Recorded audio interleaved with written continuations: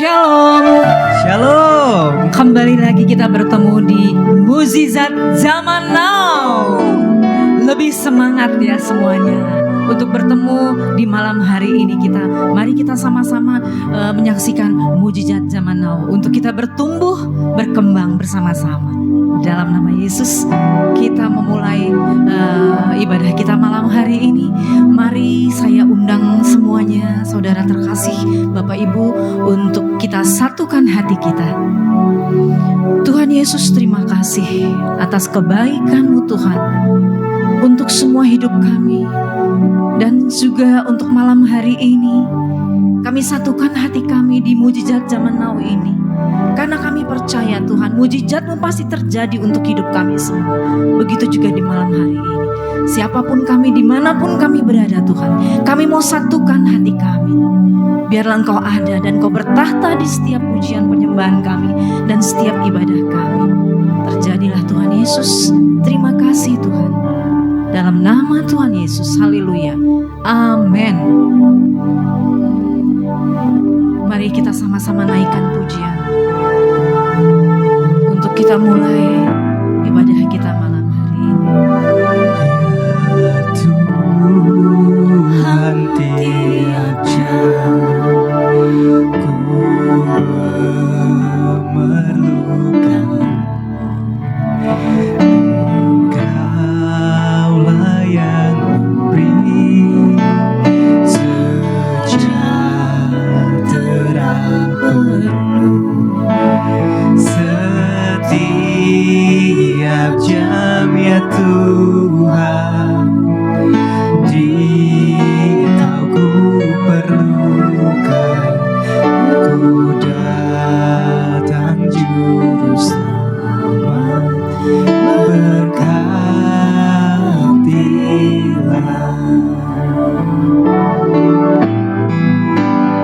Ya Tuhan tiap jam ku memerlukan Engkaulah yang memberi sejahtera penuh setiap jam ya Tuhan. Jika ku perlukan, ku datang juru selamat, berkatilah.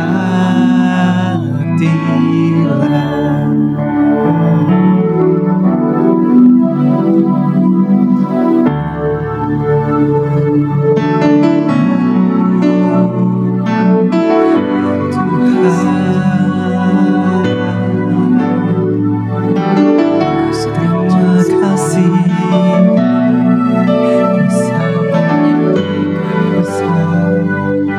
kuasa-Mu indah, hanya Kau Tuhan.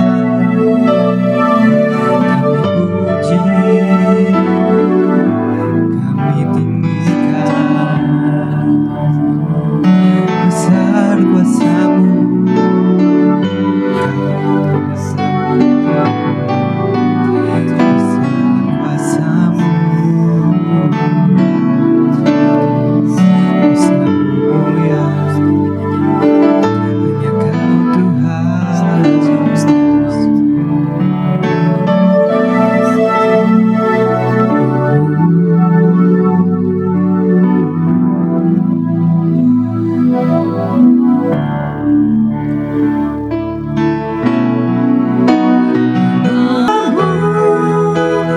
Melimpah bagiku, selalu baru di setiap waktuku. Kebenaran-Mu dan perkenanan-Mu mengikutiku.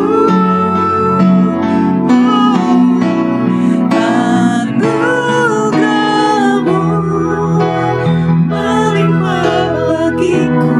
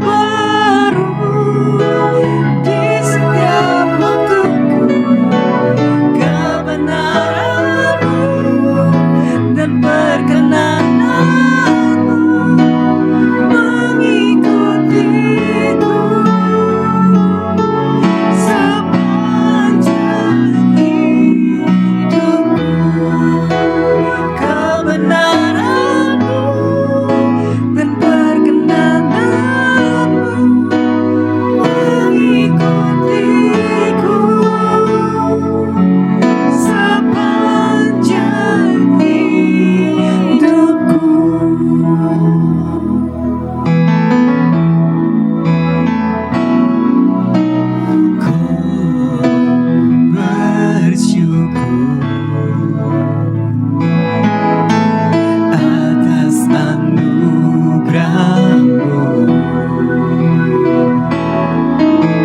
Ku nikmati semua kebaikan-Mu.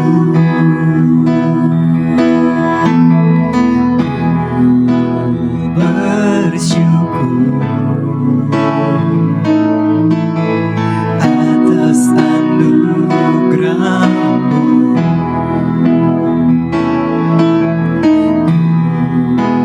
Nikmati semua kebaikan-Mu, anugerah-Mu melimpah bagiku, selalu baru di setiap waktuku. Kebenaran-Mu dan perkenanan-Mu mengikutiku.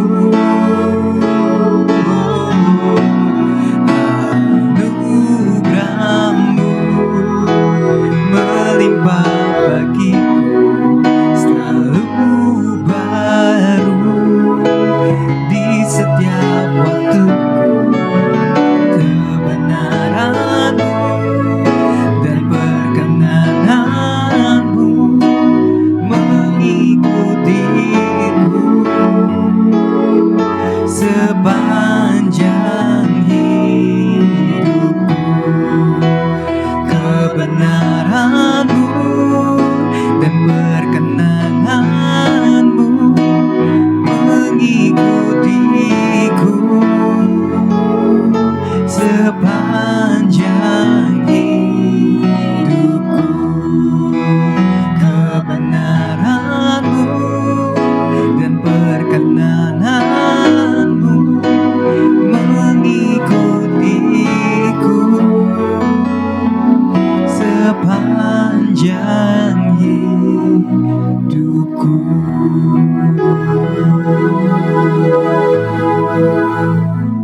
Jadi Bapak Ibu, manusia jatuh dosa. Nah, ketika manusia jatuh dosa itu dikatakan di dalam Kejadian 3 ayat 6 sampai dengan 7. Silakan dibuka, Bu.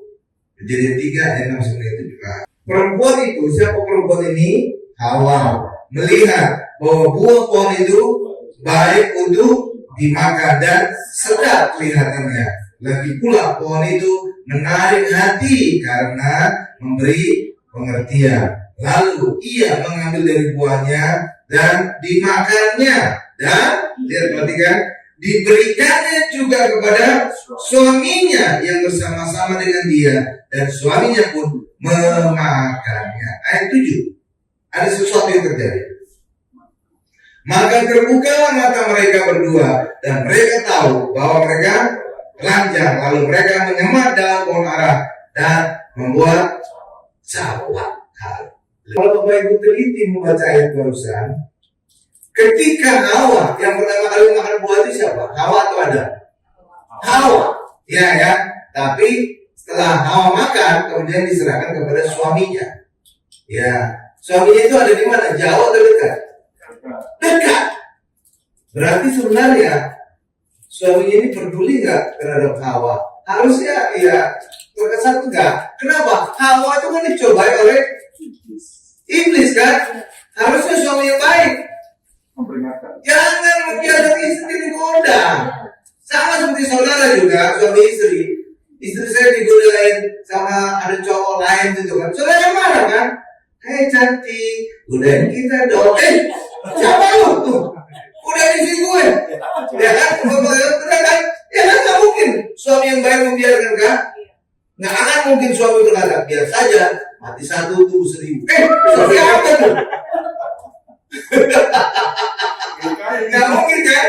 Nggak mungkin kan? Ya nggak mungkin dong. Iya, makanya itu aneh juga kalau Adam itu membiarkan Hawa digodain oleh setan, dia diam aja. Nanti saya jelaskan kenapa Adam diam saja. Ada alasannya, ya Bapak Ibu ya. Bukan karena Adam itu suami tidak bertanggung jawab. Iya kan? Lah kalau kita aja suami istri kita digodain orang, kita marah. Iya kan? Iya marah dong. Ada satu hal lagi yang menarik. Mereka itu sadar, terbuka mata mereka bahwa mereka berdua itu telanjang. Setelah apa? Setelah Hawa makan buahnya atau setelah Adam dan Hawa memakan buahnya?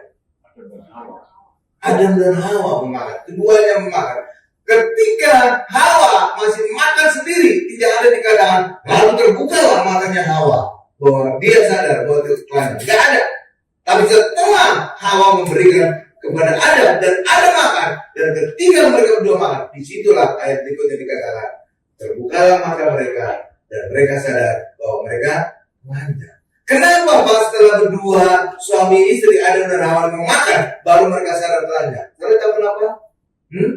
Karena ketika baru Hawa memakan buah, maka apa? Suami si Adam bisa menguduskan si Hawa. Iya Bapak Ibu. Sebaliknya juga suami yang berdosa bisa dikuduskan oleh istri. Iya Bapak Ibu. Iya, ada ayat yang berkata demikian. Suami bisa menguduskan istri yang berdosa, sebaliknya juga istri bisa menguduskan suami yang berdosa. Tapi kalau kedua-duanya sudah berdosa, amblas. Iya, makanya ketika Adam juga memakan buah itu baru mereka berdua sadar telanjang. Tapi ketika Hawa masih sendiri makan, belum dikatakan telanjang. Kenapa? Adam bisa menguduskan si Hawa. Suami bisa menguduskan istrinya. Amin Bapak Ibu. Jadi saudara harus tetap kudus. Supaya apa? Saudara bisa menguduskan keluarga saudara. Paham? Nah itu terjadi pada Adam dan Hawa. Ketika baru Hawa memakan buah itu, belum terbuka mata mereka telanjang. Belum. Tapi ketika dua-duanya makan, udah habis itu. Suami istri nggak ada lagi yang bisa menguduskan. Paham Bapak Ibu ya? Paham ya? Nah itu. Jadi kita harus salah satu harus menjaga. Kalau seandainya pasangan kita agak-agak kepelosok dikit gitu Bapak Ibu, saudara harus menyadarkan pasangan saudara. Amin ya. Tadi tindakan manusia itu apa? Ketika mereka sadar telanjang, mereka menyemai daun pohon ara dan membuat cawat. Ya. Ketika Adam dan Hawa membuat cawat untuk menutupi ketelanjangan mereka sempurna enggak? Tertutup. Tidak. Ya daun pohon ara segede apa sih? Benar kan Bapak Ibu ya? Kan cuma menutupi hal vital aja kan? Nggak bisa menutupi seluruh badan kan? Iya kan Bapak Ibu? Hal yang sama juga dengan tindakan manusia. Ketika manusia jatuh dosa dan manusia ingin menutupi dosa dan ketelanjangannya, maka upaya manusia itu sia-sia. Karena manusia tidak akan bisa menutupi dosa dan ketelanjangan. Harus Tuhan yang menutupinya. Caranya bagaimana? Caranya lewat Tuhan membuat pakaian dari kulit binatang. Amin. Dan lewat kulit binatang inilah barulah tertutup ketelanjangan Adam dan Hawa. Tapi ketika Tuhan membuat kulit binatang sebagai pakaian dari Adam dan Hawa, binatangnya mati atau tidak? Mati. Binatangnya harus dikorbankan. Itulah sebabnya gambaran bahwa di kemudian hari orang Israel akan menutupi dosa mereka dengan memberikan korban hewan. Paham Bapak Ibu? Iya. Itulah sebabnya kenapa kemudian orang Israel memberikan korban persembahan hewan kan? Iya, itulah menjadi lanjutan dari apa yang Tuhan lakukan. Bahwa ketika Adam dan Hawa jatuh dosa dan ketelanjangan mereka ditutup dengan kulit binatang, dan lewat kulit binatang itulah hewan yang harus mati, harus ada penumpahan darah. Itulah sebabnya Bapak Ibu, ayat berkata tanpa darah tidak ada pengampunan dosa. Itu tanpa penumpahan darah tidak ada pengampunan dosa. Iya, kenapa? Lewat penumpahan darah tadilah manusia bisa diampuni dosanya. Saudara kira-kira pertanyaannya enggak? Kenapa sih Pak harus ada penumpahan darah baru bisa ada pengampunan dosa? Karena pertanyaan dalam hati. Karena upah dosa adalah maut. Jadi harus manusia membayar dosanya dengan kematian. Lalu bagaimana cara manusia membayar dengan kematian? Bisa lewat dirinya yang mati, bisa lewat kematian hewan, bisa juga lewat kematian Yesus. Oke Bapak Ibu ya, dalam perjanjian lama kematian manusia digantikan oleh kematian hewan. Kenapa harus darah? Karena Alkitab berkata juga dalam Imamat, di dalam darah ada nyawa. Jadi lewat perubahan darah itulah nyawa manusia digantikan oleh nyawa hewan. Paham Bapak Ibu? Makanya pengampunan dosa harus ada perubahan darah. Karena di dalam darah ada nyawa. Paham? Kalau di luar darah ada nyawa. Makanya Bapak Ibu, ketika Kain dan Habil memberikan korban, saudara pernah mendengarkan ada ayat nggak? Adam dan Hawa memberikan korban? Nggak ada ya. Kenapa Adam dan Hawa tidak pernah memberikan korban? Karena mereka belum berdosa sebelumnya. Jadi nggak ada perlu memberikan korban penebus dosa. Tapi ketika Kain dan Habil itu sudah berdosa karena dari dosa orang tuanya, dari dosa Adam dan Hawa. Makanya Kain dan Habil itu sudah berdosa. Dan ketika mereka sudah berdosa, mereka harus memberikan korban penebus dosa. Itulah sebabnya Kain dan Habil memberikan korban persembahan. Berapa ribu? Nah, itu dia. Lalu persembahan siapa yang ditolak? Persembahan siapa yang diterima? Persembahan Kain diterima atau tidak? Tidak ditolak Allah. Persembahan Habil diterima. Saya pernah bertanya nggak? Kenapa persembahan Kain ditolak? Kenapa persembahan Habil diterima, Pak? Banyak pendeta mengajar, oh karena Habil itu orang benar, sedangkan Kain orang benar. Tidak Bapak Ibu, keduanya orang berdosa karena mereka dilahirkan oleh Adam dan Hawa. Jadi keduanya sudah punya dosa keturunan. Jadi keduanya orang berdosa. Jadi makanya keduanya perlu memberikan korban persembahan. Lalu kenapa Pak Habil dikatakan di Alkitab orang benar? Karena benar karena persembahannya, bukan karena sejak awal dia sudah benar. Tidak. Jadi Habil itu benar, disebut orang benar, bukan karena dirinya sudah benar, tapi karena korban persembahannya benar. Karena persembahannya darah. Paham Bapak Ibu? Iya, Alkitab berkata Habil disebut orang benar kan? Iya, karena apa? Bukan karena dirinya sudah benar, tapi karena korbannya sudah benar. Ya, jadi kenapa persembahan Kain ditolak Bapak Ibu? Karena persembahan Kain hasil tanamannya, hasil kebunnya. Jadi kenapa ditolak? Karena tanah sudah ditutup oleh Allah. Ketika manusia tidak berdosa, karena Allah mengutuk berkata, terkutuklah tanah karena engkau ada. Jadi Adam nggak pernah dikutuk ya. Terkutuklah tanah karena engkau. Jadi tanah dikutuk Allah karena perbuatan Anda. Tapi Adam sendiri tidak pernah dikutuk. Oke Bapak Ibu ya. Iya, karena tanah telah dikutuk dan hasil tanah yang diberikan korban oleh Kain, jelas saja persembahannya ditolak oleh Allah. Oke Bapak Ibu. Iya, karena hasil tanamannya yang diberikan persembahan. Benar Bapak Ibu? Iya. Sedangkan persembahan Habil kenapa diterima? Karena persembahannya darah, anak domba. Oke Bapak Ibu ya. Dan itu sesuai dengan apa yang dikorbankan oleh Tuhan untuk menutupi ketelanjangan dan dosa Adam dan Hawa. Paham? Karena kenapa korban darah diterima? Karena di dalam darah ada nyawa. Jadi hukuman dosa adalah maut, nyawa. Maka untuk membayar hukuman dosa ini, itulah perlu korban darah. Karena di dalam darah ada nyawa, maka manusia tidak jadi mati. Hewan itulah yang mati menggantikan si manusia. Paham Bapak Ibu? Nah, cakep ya? Cakep ya?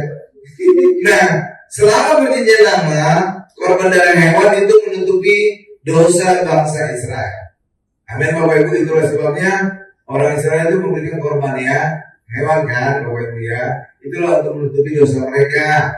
Bahkan di Mesir pun darah di ambang pintu sudah membebaskan bangsa Israel dari kematian anak sulung. Benar Bapak Ibu ya.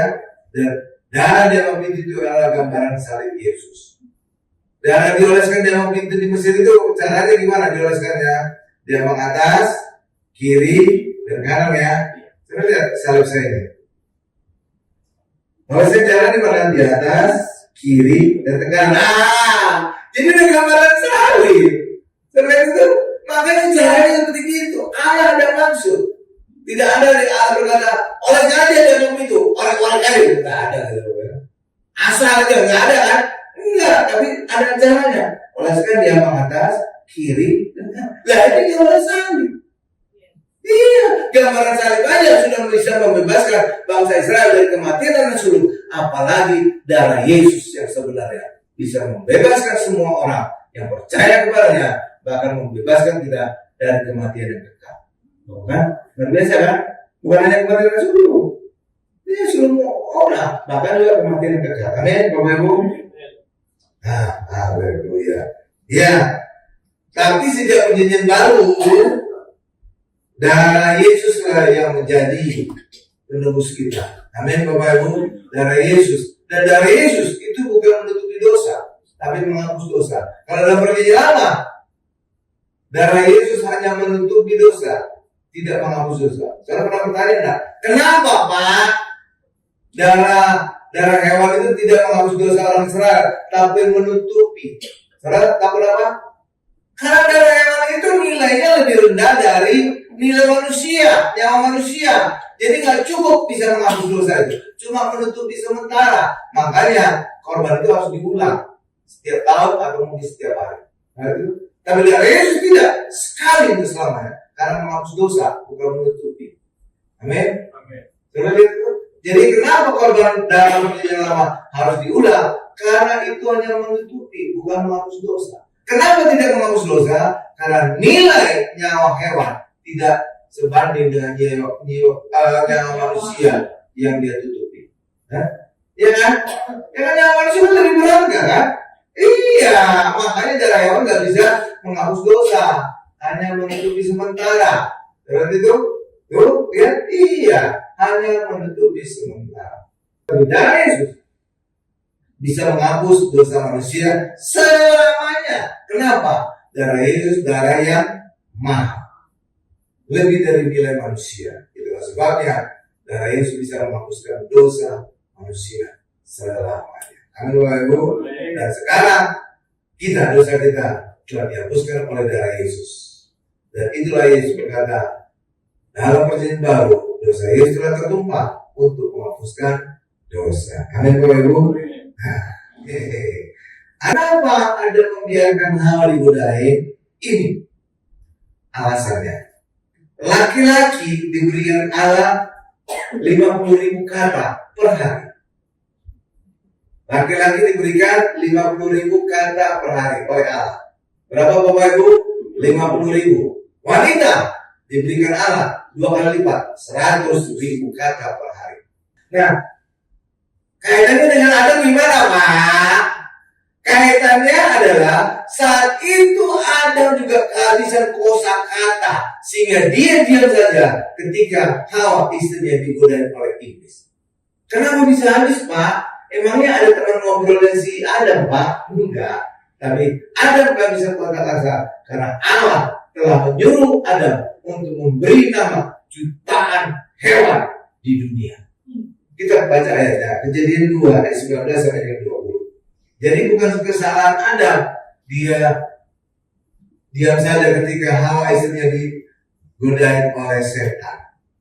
Kejadian 2 ayat 19 sampai 20. Udah di sana, ini saya bacakan ya. Lalu Tuhan Allah membentuk dari tanah segala binatang hutan dan segala burung di udara.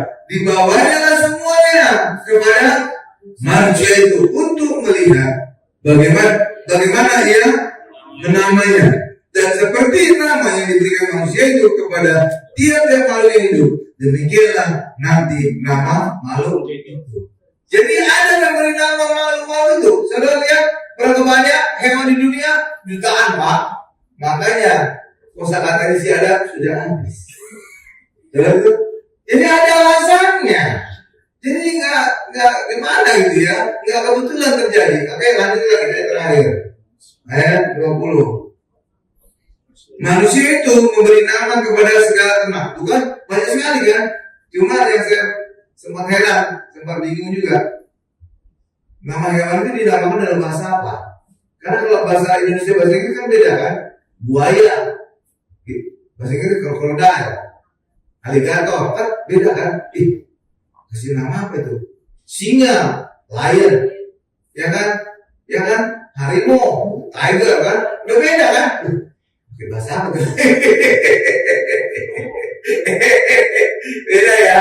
Apalagi kalau bangsa-bangsa yang lain kan beda-beda kan namanya kan? Nah tuh kan, onta, kemal, beda. Ya benar Bapak Ibu, beda kan? Makanya bisa jadi bingung juga. Ini si Adam kasih nama hewan itu. Tapi udah lah, pokoknya kita terima aja. Oke Bapak Ibu ya. Nah, ayat 20 saya baca. Manusia itu memberi nama kepada segala ternak, kepada burung-burung di udara, dan kepada segala binatang hutan. Tetapi baginya sendiri, ia tidak menjumpai penolong yang sepadan dengan dia. Artinya, manusia itu sadar bahwa jodohnya bukan hewan. Ayo Bapak ya. Karena kan itu kan hewan-hewan yang diciptakan Allah, dilewatkan di depannya si Adam, kasih nama singa, kasih nama krokodil, buaya, kasih nama kelinci, kasih nama segala macam. Jadi kosakatanya sudah habis ya Bapak Ibu ya, kan dari jutaan kan. Itulah sebabnya, karena kosakatanya sudah habis, maka ketika Hawa dicobai, padahal Adam ada di sebelahnya, Adam diam saja. Mungkin dia seperti ketika suami baru pulang dari kantor, jawabannya iya Bapak Ibu, iya itu real itu. Itu Bapak Ibu, ayat-ayat teman dah yang pulang kantor. Biasanya mereka udah nggak bisa ngomong lagi sampai ke rumah. Iya udah habis gitu stoknya. Makanya ketika istrinya ngajak ngobrol di rumah, dia cuma jawabannya apalagi kalau zaman dulu masih ada koran, gitu. Lihat koran, ngopi, istrinya ngajak ngobrol gitu, jawabannya iya kan Bapak kan? Iya. Jadi itu real ya, nyata. Makanya suami-suami ketika di kantor juga harus disahkan sedikit kosakata supaya minimal bisa dijawab sedikit-sedikit pertanyaan dari istri. Jawaban dia cerita dari istri. Amin Bapak Ibu, jangan sampai cuma Nanti kejadian seperti Adam dan Hawa. Iya, Adam sudah kehabisan kata-katanya sehingga Hawa digodain oleh setan. Dia diam saja. Kasihan ya. Itu yang terjadi Bapak. Oke, kalau enggak, saudara juga bisa menuduh Adam tuh suami nggak bertanggung jawab. Kok istrinya digodain setan? Diamin aja. Itu gimana sih? Kalau kita aja, kalau istri kita digodain aja kita marah, benar Bapak Ibu ya? Mana lah? Mana mungkin kita suami yang baik mengizinkan istri kita digodain? Ya Bapak Ibu ya, paham ya Bapak Ibu ya? Nah, jadi kita sekarang tahu bahwa Adam mendiamkan saja ketika Hawa digodain karena Adam sudah kehabisan kosakata karena Adam telah memberi nama jutaan hewan di dunia. Paham Bapak Ibu? Tuh. Nah, pertanyaan berikutnya adalah kapan Allah mulai mengutuk? Allah mengutuk bukan ketika Adam dan Hawa jadi dosa, Bapak. Ketika Adam dan Hawa makan buah, bukan. Kapan Pak? Ini kita lihat ayatnya, Kejadian 3 ayat 14. Menarik kan Bapak Ibu ya? Iya, menarik ini. Iya. Allah mulai mengutuk.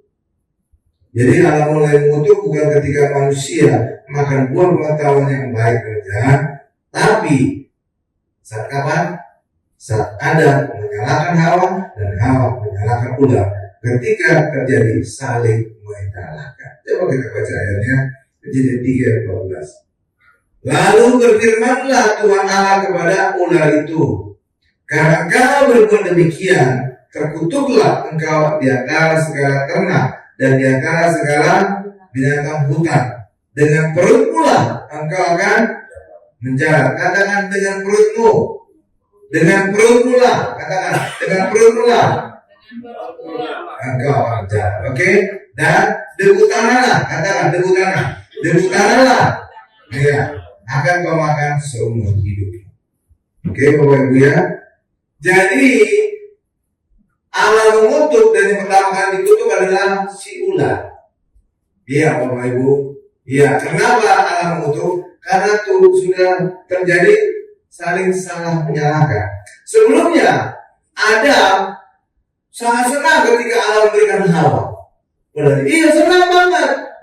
Sebelumnya dia ketika Allah melewatkan hewan-hewan di hadapan Adam, nggak ada yang sepadan dengan Adam. Nggak ada, nggak ada. Kucing lewat, walaupun bagus lewat. Ini bukan pasangan saya kan, cocok gitu ya, kucing. Doki lewat, walaupun doginya keren gitu, ya lewat. Ini bukan jodoh. Benar Bapak Ibu? Iya. Dan itulah sebabnya ketika Allah kemudian menciptakan Hawa.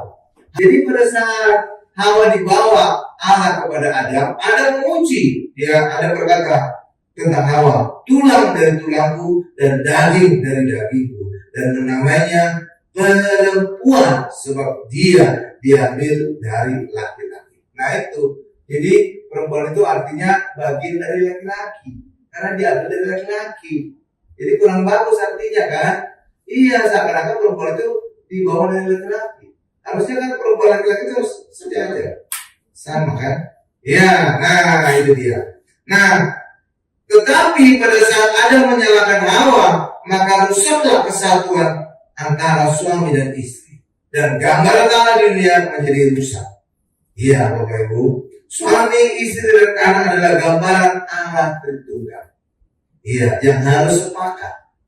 Itulah sebabnya ada ayat berkata 2-3 orang berkumpul sepakat. Itu bukan membutuhkan jemaat, bukan. Kalau masih kecil kayak kita, gereja kecil, sesama kita masih kenal. Tapi kalau saudara berada di gereja besar yang ribuan orang jemaatnya, saudara nggak kenal di kiri kanan saudara dulu. Iya, nggak kenal. Kalau sekarang kan kenal, ini siapa, kita kenal. Tapi kalau udah gereja ribuan, saudara nggak kenal kiri kanan saudara siapa. Makanya nggak mungkin jemaat itu sepakat. Ya boro-boro sepakat, kenal aja enggak. Iya dong, logikanya kan gitu dong. Lalu bagaimana sepakat Pak, kenal aja enggak. Ya kan? Nah makanya nggak cocok perkataan kalau 2-3 orang itu artinya jemaat. Enggak, Bapak Ibu. 2-3 orang itu bicara apa? 2 itu bicara suami istri. 3 kalau punya anak, 3. Makanya 2 atau 3 orang. Jadi 2 itu suami istri, pasti 3 kalau punya anak, bukan? Makanya kalimatnya 2 atau 3 orang. Oke, Bapak Ibu ya? Atau kan? Atau 3 orang kan? Iya, jadi suami istri dan anak kalau ada. Oke, dan suami istri itu bisa sepakat. Makanya Alkitab berkata mereka bukan lagi 2 tapi 1. Iya, 2-1. Anak itu sama. Kalau ada anak itu udah 1. Sepakatnya sepakat mati loh. Dalam keluarga ada 3 pribadi tapi 1 kesatuan. Itulah sebabnya saudara bisa ngerti tentang Tritunggal Allah ketika saudara melihat keluarga. Suami, istri, dan anak itu 3 pribadi berbeda tapi 1 kesatuan. Allah Tritunggal juga demikian. Amin. Makanya kalau saudara juga tidak ngerti tentang Allah Tritunggal, lihat aja di dalam keluarga itu adalah gambaran Allah. Jadi keluarga itu adalah gambaran Allah di bumi. Oke Bapak Ibu? Iya. Demikian juga saudara bisa paham kenapa Yesus rela mati bagi kita. Ya saudara paham, karena di keluarga juga demikian. Ketika anaknya diganggu orang, seorang bapak siap mati bagi anaknya. Siap membela anak. Dan sama bapak kita juga. Ya benar Bapak ya? Iya, makanya kita bisa mengerti. Oh iya, Yesus siap mati bagi kita karena kita adalah anak-anaknya Tuhan. Nah, iya, karena saya juga akan melakukan yang sama terhadap anak saya. Ketika anak saya mengalami bahaya, saya siap mati menggantikan anak saya. Oh kan? Sama kan? Baru kita ngerti, oh iya Tuhan demikian. Tapi kalau saudara nggak melihat keluarga, saudara jadi bingung. Kenapa Tuhan siap mati ya bagi saya? Bingung saudara kan? Iya. Jadi juga tentang Tritunggal. Banyak sekali polemik. Tritunggal Allah itu kayak gimana sih? Ini kemarin lihat aja keluarga, udah biar urusan. Amin. Iya, itulah sebabnya keluarga itu adalah gambaran Allah di bumi ini. Maka ketika keluarga itu sepakat, suasana surga akan terasa di keluarga itu. Kenapa? Ini gambaran Allah. Tetapi ketika terjadi cekcok di dalam keluarga, suami cekcok istri dengan cekcok anak, maka tidak ada lagi suasana surga di keluarga itu. Terjadi suasana neraka. Kenapa? Karena ketika terjadi cekcok, Tuhan tidak hadir. Maka surga tidak hadir, yang hadir setan. Itulah sebabnya suasana dalam keluarga yang cekcok seperti neraka. seperti ada setan. Paham ya? Nah, itu penjelasannya. Kenapa di dalam keluarga yang sepakat adem gitu rasanya, kayak surga rasanya. Lah iya, karena Allah hadir, surga terasa di keluarga itu. Sebaliknya, ketika keluarga berantem terus, Tuhan tidak hadir. Kenapa? Nggak mungkin Allah itu berantem sesama Allah. Nggak mungkin kan? Berarti gambar Allah di bumi itu rusak. Oke, rusak apa yang terjadi? Setan akan hadir. Itulah sebabnya ketika ada dan Hawa sudah saling menyalahkan, pada saat itulah kutuk terjadi. Setan muncul di dalam hidup manusia. Makanya kutuk muncul bukan ketika ada dan Hawa makan buah, tapi ketika ada dan Hawa saling menyalahkan. Oke, Bapak paham ya? Sampai sini ya. Nah itu dia, keren ya, keren. Iya. Jadi karena itu dalam Maliaki juga dikatakan Allah sangat ingin keluarga itu sepakat. Kalau tidak, maka Allah akan memukul bumi sehingga musnah. Kalau bahasa Inggrisnya akan mengutuk curse, gitu Bapak Ibu. Ya. Pertama Allah mengutuk ular, kedua Allah mengutuk Hawa perempuan, tetapi Adam tidak dikutuk. Ular tadi dikutuk Allah apa? Menjalan dengan perutmu engkau akan menjalan, dan debu tanah akan memakan seumur hidupmu. Itu kutukan Allah terhadap ular. Kutukan Allah terhadap Hawa apa? Engkau akan kesulitan saat hamil, dan kesakitan pada saat melahirkan. Amin Bapak Ibu ya. Jadi yang dikutuk adalah ular dan Hawa. Sedangkan Adam tidak dikutuk. Karena ayat tadi berkata, Allah hanya mengutuk tanah. Terkutuklah tanah karena engkau Adam. Jadi tanah yang dikutuk, tapi karena Adam ini nggak dikutuk. Jadi Adam nggak dikutuk. Iya ya, itu Bapak. Oke, kita masuk pada bagian berikutnya. Allah mengutuk ular. Nah, kita ada alami nih. Ada hal menarik tentang ketika Allah mengutuk ular. Coba Kejadian 3 ayat 14 sampai 15, Allah mengutuk ular. Kejadian 3 ayat 14 sampai 15. Ini saya bacakan ya. Lalu berfirmanlah Tuhan Allah kepada ular itu, karena engkau berbuat demikian, terkutuklah engkau di antara segala ternak dan di antara segala binatang hutan. Dengan perutmu lah, perut ya Bapak Ibu ya, perut ingat perut ya, perut jangan lihat perut saya. Dengan perutmu lah engkau akan berjalan, dan debu tanah lah, ingat debu tanah akan kau makan seumur hidupmu. Ayat 15. Aku akan mengadakan permusuhan antara engkau dan perempuan ini, antara keturunanmu dan keturunannya. Keturunannya akan meremukkan kepalamu, dan engkau akan meremukkan tubuhnya. Apa maksudnya? Dengan perutmu lah engkau akan menjalan. Maksudnya adalah dengan perutmu lah engkau akan menjalan. Dengan perutmu lah ular engkau akan menjalan. Terkesan biasa ya. Karena Pak seorang melihat ular menjalan dengan perut. Kenapa Ibu? Ada nggak seorang lihat ular ada kakinya? Gak ada ya.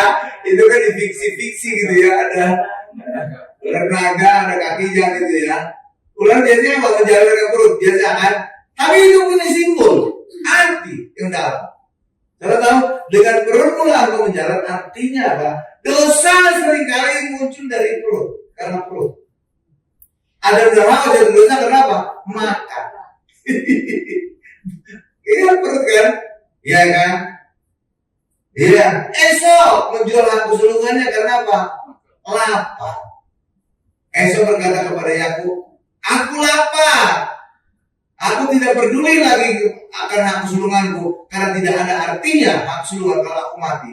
Berikan aku kacang merah, 1 mangkok kacang merah. Lalu Yakub berkata, juallah lebih dulu hak kesulungan. Jadi sebenarnya pada saat terjadi peristiwa ini, yang berhak atas semua siapa sekarang? Yakub. Kenapa? Esau sudah menjual aku sulungannya kepada Yakub. Benar Bapak ya? Iya. Jadi Esau itu tidak ada hak kesulungan lagi. Makanya aneh ketika dia masih menuntut juga hak kesulungan. Orang udah dijual kok. Seperti saudara menjual motor saudara. Lalu saudara berkata, itu motor saya, kembali nanti. Udah dijual kok kita lagi. Ngaco itu. Terus Bapak ya, lah iya dong. Jadi makanya aneh kalau seandainya Esau masih dingin. Aku semua, orang udah dia jual kemudian. Nggak ada haknya dia jual. Cuma prosesnya yang seringkali jadi batu sandungan. Bahwa Yakub mendapatkan berkat hak kesulungan dari bapaknya Ishak. Itu karena apa? Terkesannya menipu. Ya, menyamar sebagai Esau. Benar Bapak Ibu ya? Ya kan? Tapi pada dasarnya di hadapan Tuhan yang berhak atas kesulungan siapa? Yakub. Karena dia dijual sama si Esau. Hak kesulungannya. Benar Bapak Ibu ya? Iya. Memang caranya mendapatkannya terkesan ada penipuan. Tapi kalau saudara baca lagi lebih teliti, sebenarnya bukan kesalahan Yakub.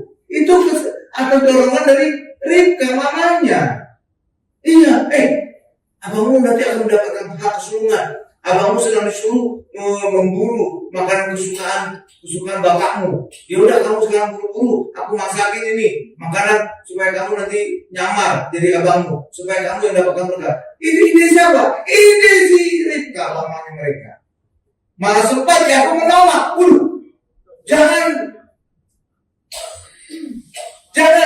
Jangan kita nipu. Nanti bukan lagi kita saya mendapatkan berkat, saya dapatkan kutuk. Sempat ada jawabannya aku demikian.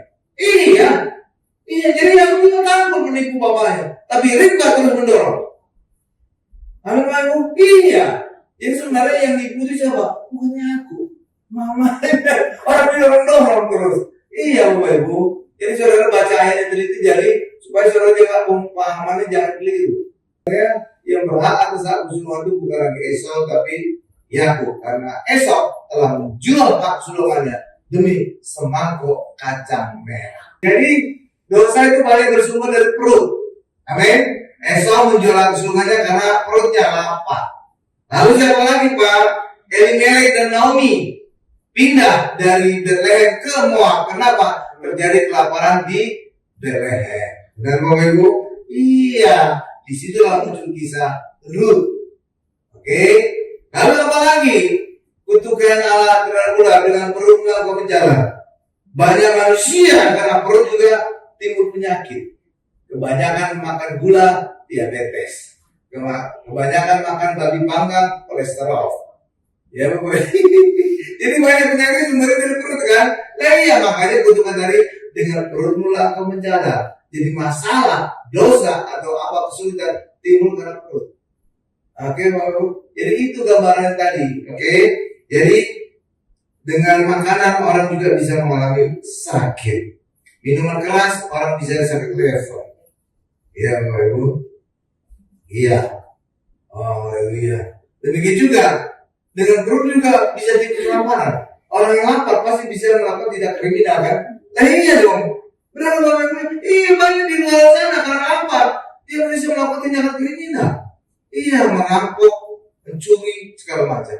Benar? Iya. Jadi benar kutukan Allah dengan perut mula engkau akan menjara. Jadi lewat perut banyak dosa bisa menjalar. Oke. Lalu yang kedua tadi saya minta disebutkan oleh Bapak Ibu adalah debu tanah akan pemakan seumur hidupmu. Apa itu debu tanah? Nah, itu adalah manusia berdosa. Coba kita buka dulu Kejadian 2 ayat 7. Kejadian 2 ayat 7. Sudah di sana Bapak Ibu? Ini saya akan memberikan suatu ilustrasi yang indah. Kejadian 2 ayat 7 sudah di sana? Nih saya bacakan. Ketika itulah Tuhan Allah membentuk manusia itu dari debu tanah dan mengembuskan nafas hidup ke dalam hidupnya. Demikianlah manusia itu menjadi makhluk yang hidup. Jadi ketika alam menyebabkan nafas hidup, 3 hal yang terjadi. 1, manusia itu menjadi hidup. 2, manusia itu menjadi sudah masuk ke alam. 3, manusia itu menjadi berkuasa atas segala makhluk hidup. Oke Bapak Ibu. Tapi saya disayang, anak kambing saya. Ketika manusia jadi dosa, apa terjadi? Maka Roh Kudus pergi dari manusia. Kenapa?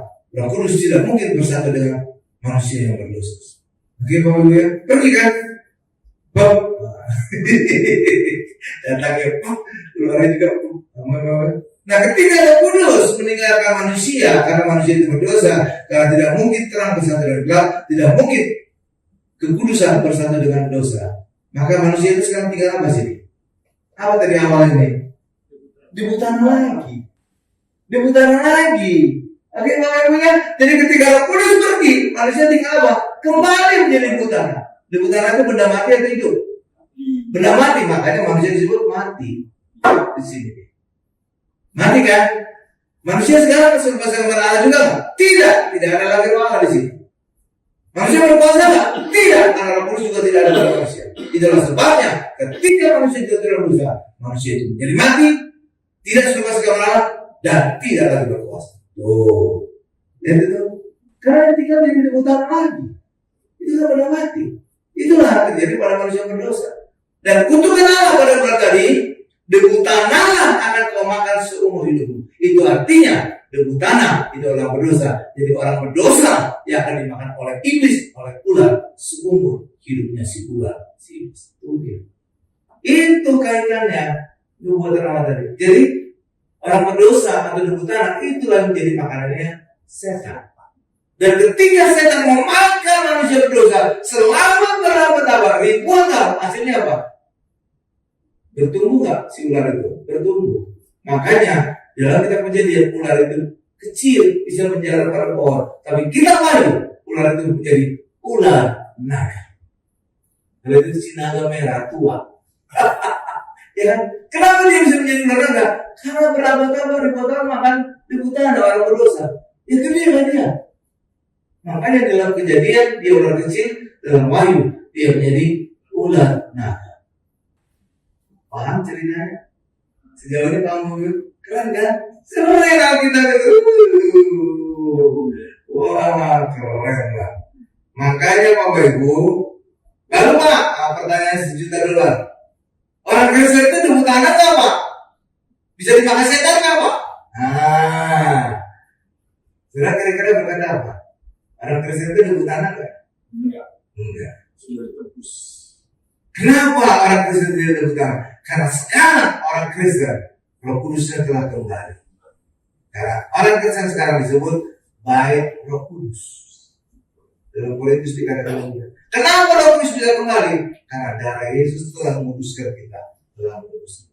Jadi ada rentetannya. Jadi Roh Kudus bisa kembali lagi ketika penebusan telah terjadi. Ketika orang percaya kepada Yesus. Itulah sebabnya hanya orang yang percaya kepada Yesus, hanya orang yang telah ditebus Yesus bisa punya Roh Kudus. Di luar Kristen tidak ada orang yang punya Roh Kudus. Kalau itu luar biasa kan? Makanya penebusan dulu, percaya Yesus dulu, baru Roh Kudusnya akan turun. Amin. Jadi orang Kristen sekarang bukan lagi di tanah, karena sekarang Roh Kudusnya sudah kembali pada manusia orang Kristen. Kenapa Roh Kudus bisa kembali? Karena orang Kristen telah dikuduskan oleh darah Yesus, sehingga Roh Kudus bisa turun kembali pada orang Kristen, sehingga orang Kristen sekarang menjadi baik Roh Kudus. Paham Bapak Ibu? Jadi orang Kristen sekarang ini, kita sekarang Maha Kudus. Di hadapan Allah, di hadapan Allah, di hadapan manusia bisa berbeda. Bisa saja kita disebut kudis. Iya Bapak Ibu, iya. Kudis kan? Iya, kelakuan kita kadang-kadang aneh-aneh gitu. Tapi di hadapan Allah, kita Maha Kudus. Buktinya, Roh Kudus telah diutus Bapa surga kepada kita. Itu menjadi bukti bahwa kita telah menjadi orang yang Maha Kudus. Amin Bapak Ibu? Iya, itu ceritanya Bapak Ibu. Jadi orang Kristen sekarang menjadi Maha Kudus. Bukti kedua, bukti pertama orang Kristen adalah orang Maha Kudus. Buktinya adalah Roh Kudus yang Allah Maha Kudus telah turun atas kita dan menjadi kita Roh Kudus. Bukti kedua di dalam Ibrani. Sekarang kita penuh keberanian untuk masuk ke ruang Maha Kudus dan ke tata. Dalam Ibrani dikatakan. Amin. Dua bukti itulah yang menjadi bukti bahwa orang Kristen sekarang orang Maha Kudus di hadapan Allah. Oke Bapak Ibu. Mari kita berdoa. Puji syukur Tuhan kami panjatkan nama-Mu Tuhan untuk setiap jemaat-Mu, untuk setiap penonton, untuk setiap netizen yang menyaksikan acara ini, acara mujizat zaman now ini, yang sakit Tuhan sembuhkan karena Tuhan mau dan mampu menyembuhkan kami karena nama Yesus ada di atas segala nama, ada di atas segala nama penyakit kami. Demikian juga usaha pekerjaan kami juga Tuhan berkati karena Tuhan kaya menjadi miskin agar kami menjadi kaya, agar kami diberkati. Terima kasih Tuhan Yesus, terima kasih. Apapun masalah kami Tuhan, kami percaya bersama dengan Yesus kami selalu punya solusi. Demikian juga Tuhan berikan damai di dalam keluarga kami, damai Kristus sehingga suami istri tetap menjaga kasih mula-mula, tetap mengasihi orang tua, mengasihi anak, anak menghormati orang tua dan mengasihi orang tua. Terima kasih Tuhan Yesus, berkati usaha pekerjaan kami, berkati juga istri yang ibu rumah tangga, berkati juga anak-anak kami yang sedang studi sekolah, agar anak-anak kami menjadi anak sehat, cerdas, dan selalu dapat beasiswa, baik sekolah di luar negeri maupun di dalam negeri. Berkati mereka sampai studi S3-nya lulus dengan beasiswa. Terima kasih Tuhan Yesus. Terima kasih Pak Gari juga anak-anak kami dari segala pergaulan yang buruk, Pak Gari juga dari segala niat-niat orang yang jahat Tuhan. Terima kasih Tuhan Yesus, terima kasih Tuhan Yesus, dalam nama Yesus. Dan kami ingin akhiri doa ini dengan doa berkat. Mari Bapak Ibu semuanya, angkat kedua tangan kita, siapkan hati kita untuk menerima berkat-berkat dari Allah Bapa yang Maha Kuasa. Berkat dari Allah Bapa yang Maha Kuasa, kasih karunia dari Tuhan Yesus dan penyertaan Roh Kudus menyertai kami semua mulai hari ini sampai selama-lamanya. Haleluya, sama-sama kita berkata amin.